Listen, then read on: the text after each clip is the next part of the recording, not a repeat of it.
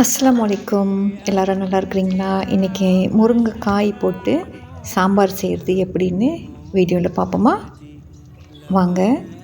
கொஞ்சம் எண்ணெய் ஊற்றிட்டு அதில் தாளிப்புக்கு கடுகு, கொஞ்சம் பூண்டு, வெங்காயம், இஞ்சி, காஞ்ச மிளகாய் எல்லாம் போட்டு வதக்கிட்டு, ஏற்கனவே நான் பாசிப்பயிரை வேக வச்சுட்டேன். இப்போ டொமேட்டோவும் சேர்த்தாச்சு. கொஞ்சம் நல்லா வதங்கின பிறகு மிளகாத்தூள், அப்புறம் கொரியண்டர் பவுடர், கொஞ்சமாக பெருங்காயம் இதெல்லாம் சேர்த்துக்கணும்.